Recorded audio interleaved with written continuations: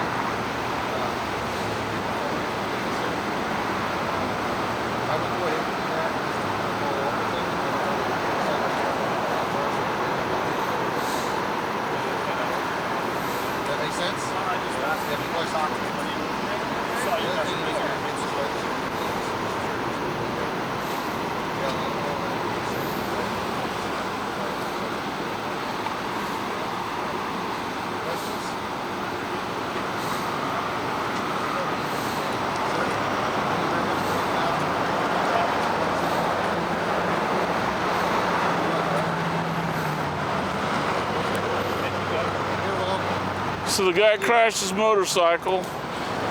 Is he going to be able to drive that? I don't think he's drivable right now. Really? The way the handlebars are on the forks, I don't know if you can see the right crossover on the handlebars. Yeah.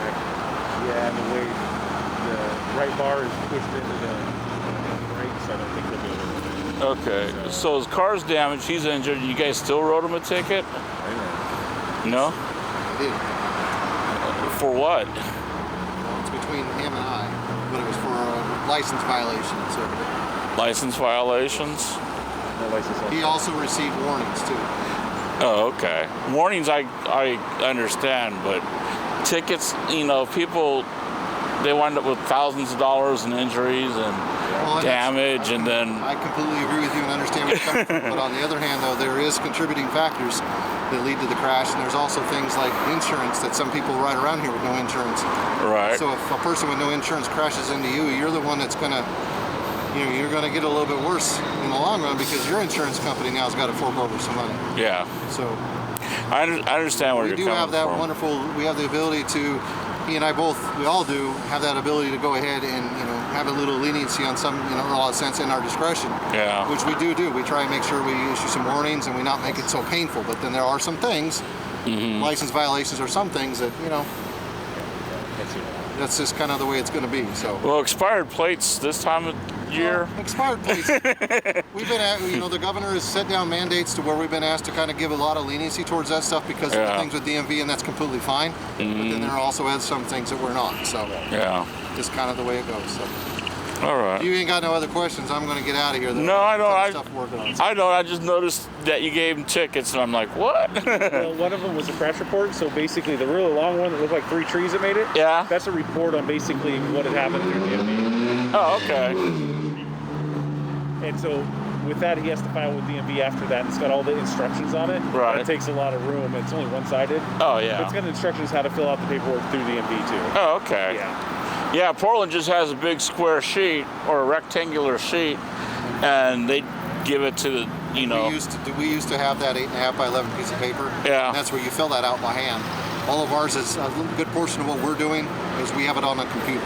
Right. So it's printed off. It looks a lot more intimidating in some sense, like you said, because it's a great big long piece of paper. But Yeah. Yeah. Looks like a ticket with a lot of violations.